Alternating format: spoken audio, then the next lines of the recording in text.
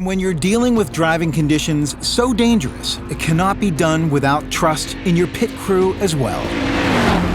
The qualifying course has been a nightmare for the cars, as they've been caught out on almost every section.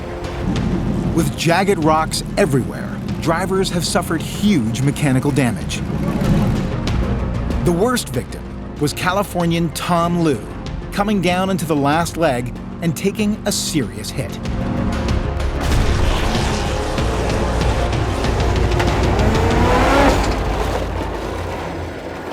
That was the first time I've driven the car since we've been down here.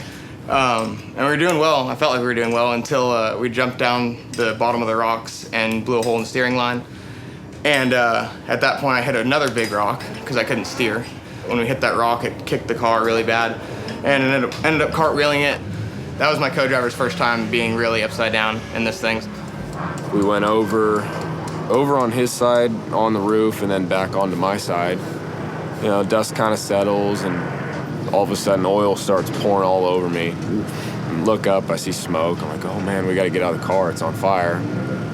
And that's kind of when you get nervous. When we blew that steering line, there was a huge hole in it, so it sprayed steering fluid all over the exhaust. And then it caught on fire upside down.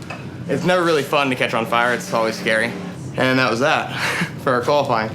We're gonna be starting the back of the pack, which is unfortunate, but you know, we're still racing, so that's a plus. Driving at such high speeds and in brutal conditions, the Hammers have begun to claim victims. One of our main competitors caught fire. He's already out of the race.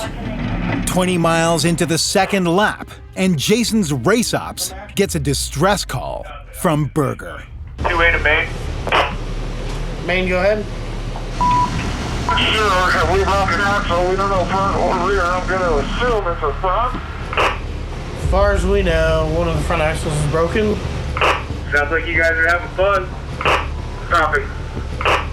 So they're still moving under their own power. On a good day, we could take an axle out in a shop, probably 20 minutes. Out on the course, it's a little bit more challenging. This is gonna be super fast for him, We got radio transmission that they may have had a broken axle, so we had parts brought out here from main pit, and then we were just being prepared for anything. If the car moves and it keeps moving good, it's not worth fixing. You know, if it hinders them enough, we got to stop and fix it, which takes time. So it's kind of like you got to make the calls. Here he comes. There's Jay right there. Moments later, Jason blows through, his axle remaining intact.